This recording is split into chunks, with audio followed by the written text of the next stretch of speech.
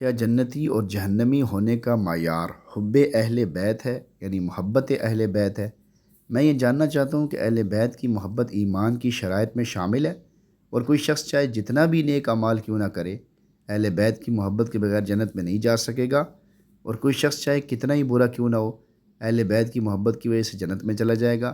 اور کیا اہل بیت آخرت میں لوگوں کے جنتی یا جہنمی ہونے کا فیصلہ کریں گے، یا لوگوں کی سفارش کریں گے؟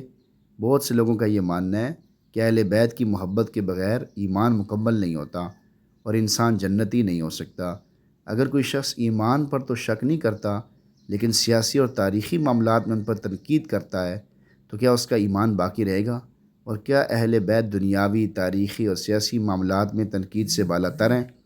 کچھ لوگ اہل بیت کی محبت کو بنیاد بنا کر دیگر صحابہ کرام پر تنقید کرتے ہیں، اور جواب میں جب اہل بیت پر تنقید کر دی جائے تو کہتے ہیں اپنے ایمان کی فکر کرو۔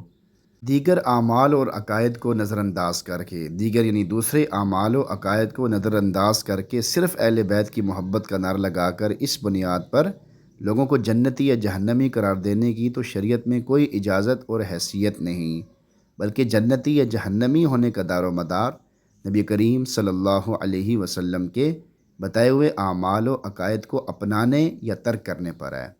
تاہم لیکن تمام صحابہ کرام خصوصاً اہل بیت رضوان اللہ علیہ مجمعین کے ساتھ محبت یا عداوت رکھنے کو نبی کریم صلی اللہ علیہ وسلم نے اپنے اور اللہ تعالیٰ کے ساتھ محبت یا عداوت رکھنے کے برابر قرار دیا ہے۔ لہذا تاریخی لحاظ سے صحابہ کرام رضوان اللہ علیہ مجمعین کے درمیان ہونے والے واقعات پر تبصرہ یا تنقید کرنے میں چونکہ عام لوگوں سے صحابہ کرام کی شان میں بے ادبی اور بے احترامی کا اندیشہ ہے، اس لیے اس حوالے سے بہترین موقف یہ ہے کہ ان کے متعلق سکوت اختیار کیا جائے، خاموشی اختیار کی جائے۔